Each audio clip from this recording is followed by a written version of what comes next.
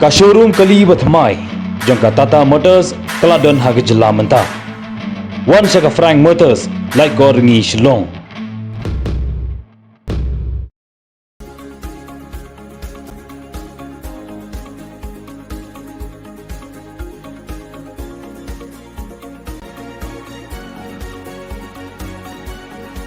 Ki arngot ki menteri rangba Himanta Biswa Sarma jangka Assam baru konrat kanggal sangma jangka jela Meghalaya kila soilang ya gasa sekular ban penbet no upod usam hapadeng kini ki arjela ya kini gasa sekular la soya khmat Union Home Minister Amit Shah mentagasngi ka khandai tarik banai leber hanong ba Delhi hakabalai don lang ki menteri jangki arjela ban arngot ki chief secretary laban kedo bagi arngot ki menteri rangba kila IT ya karai ni resolution jangki arjela Shah Amit Shah nagabanta ban penbet no upod usam hakalai phui tarik banai kelalingkot kenang baka MHA kan yok ban bishar bnia kadkum kate ke kaipot bala IT shu menteri kampo yang kari naka lai pun riu pon nyop kandai square kilometer ka jinghe ke jaka ha benta baningkong ka jinghe kren ka Assam kan yok khat phra point san phoi square kilometer kadba ka Meghalaya kan yok khat phra point ar phra square kilometer kadkum ka khubor lai thu bala pen bej bandon biang sa kawe ke jinghe kendu bat ka MHA hashwa ban soipat ya kawe ke saskular Bakhaddu nika Memorandum of Understanding MOU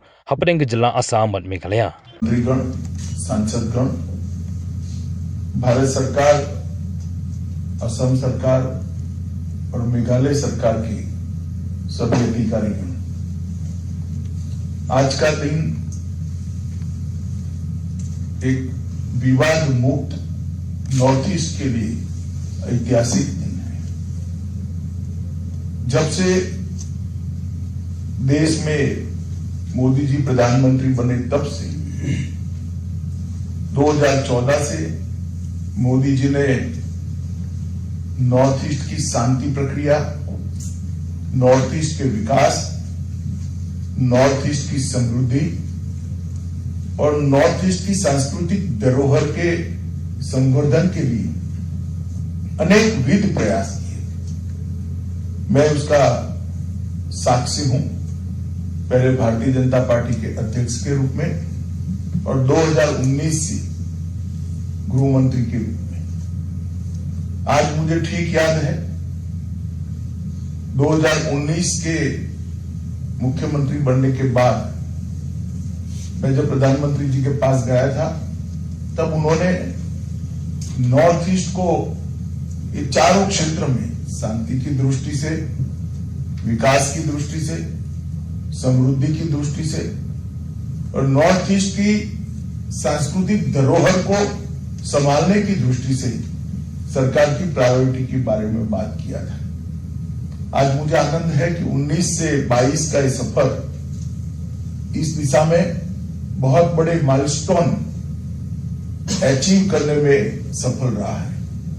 सबसे पहले अगस्त 2019 में ही NLFT के साथ समझौता हुआ। त्रिपुरा में जितने भी हथियारी कैडर्स थे सबने समर्पण कर आज त्रिपुरा को शांत राज्य बनने में बहुत बड़ा योगदान दिया है। उसके बाद 16 जनवरी को ब्रू रियांग समझौता हुआ। लगभग 23 साल पुराने ब्रू रियांग डिस्प्यूट को हमेशा के लिए सेटल कर दिया गया और 36,000 से ज्यादा आदिवासी भाई बहन जो नर्क की यातना का जीवन जी रहे थे उनको सम्मानपूर्ण जीवन जीने के लिए आज सुविधा से आगे बढ़ रहे हैं और आज 37,000 से ज्यादा लोग आंतरिक रूप से विस्थापित थे, उनको बचाने का काम पूर्णता की दिशा में आगे बढ़ रहा है। उसके बाद 27 जनवरी 2020 को एक ऐतिहासिक बोडो समझौता हुआ। 5 दशक पुरानी, 50 साल पुरानी असम की बोडो समस्या को असम का मूल स्वरूप बनाए रखते हुए इसका समाधान किया गया और मुझे आनंद है कि असम सरकार और भारत सरकार ने सभी समाधान की 95% शर्तों को पूरा भी कर दिया है। और आज बोडोलैंड एकदम शांत क्षेत्र के रूप में जाना जाता है और विकास के रास्ते पर अग्रसर हुआ है। उसके बाद 4 सितंबर 2021 को असम के कार्बी क्षेत्र में लंबे समय से चल रहे विवाद का हल किया गया। लगभग 1000 से अधिक सशस्त्र कैडर ने सरेंडर किया और वो मुख्य धारा में शामिल हुए और आज एक और 50 साल पुराना विवाद समाप्त इस समझौते ज्ञापन पर हस्ताक्षर के साथ ही हुआ है।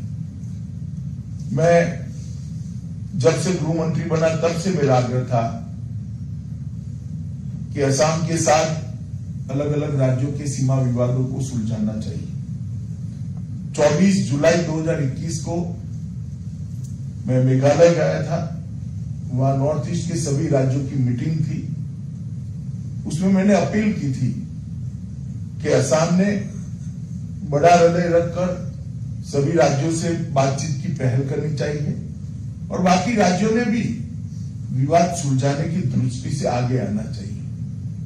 इतने कम समय में मुझे आनंद है कि आज जो 12 पॉइंट डिस्प्यूट्स के थे वो 12 पॉइंट में से 6 पॉइंट पर असम और मेघालय के बीच में समझौता हुआ है और सीमा की लंबाई की दृष्टि से देखें तो करीब करीब 70% सीमा आज विवाद मुक्त हो गई है। मुझे भरोसा है जैसे हेमंत जी और संगमा जी ने बताया, बाकी के 6 पॉइंट भी नजदीक के भविष्य में भी हम सुलझा लेंगे।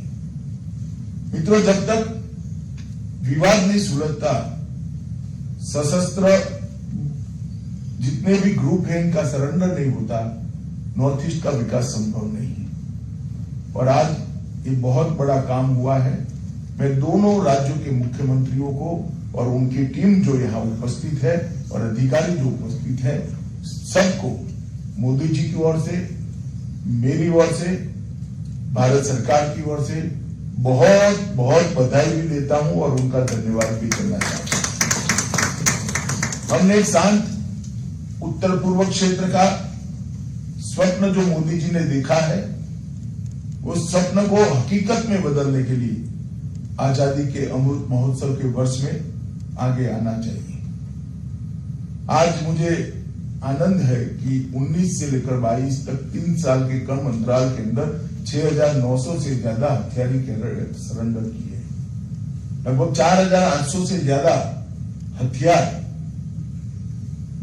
हमारी कानूनी अथॉरिटी के सामने सरेंडर किए गए और ये बहुत बड़ा अचीवमेंट है। बाकी राज्यों के भी सीमा के जो विवाद है ये बहुत कम समय में हम सुलझाएंगे, इसका मुझे भरोसा है। और उत्तर पूर्व जो प्रधानमंत्री जी कहते हैं अष्ट लक्ष्मी है, इस प्रकार से भारत की मुख्य धारा में भी आएगा और भारत के विकास का ड्राइविंग फोर्स भी उत्तर पूर्व बनेगा। और एक जमाने में आजादी के पहले देश के जीडीपी के 28% हिस्सा उत्तर पूर्व का था। मुझे पूरा भरोसा है वो दिन दूर नहीं है कि उत्तर पूर्व का जीडीपी में कंट्रीब्यूशन बहुत बढ़कर वहां शांति, समृद्धि और विकास प्रस्तापित होगा। इसके साथ साथ हमने कई और चीजें ली है। नारकोटिक्स मुक्त उत्तर पूर्व का अभियान हाथ में लिया है, बाढ़ मुक्त उत्तर पूर्व का अभियान लिया है और घुसपैठिए मुक्त उत्तर पूर्व का अभियान भी साथ में लिया है। ये सभी फ्रंट पर बहुत समयबद्ध तरीके से भारत सरकार और उत्तर पूर्व की सरकारें, नॉर्थ ईस्ट की सरकारें आगे बढ़ रही है।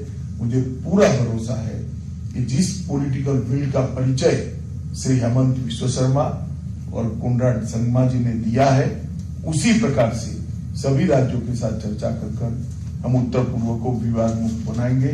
मैं फिर से एक बार दोनों राज्यों की टीम को बहुत बहुत साधुवाद देना चाहता हूं और बहुत बहुत अभिनंदन भी करना चाहता हूं कि आज 50 साल पुराना एक विवाद को आपने समाप्त करने का काम किया है।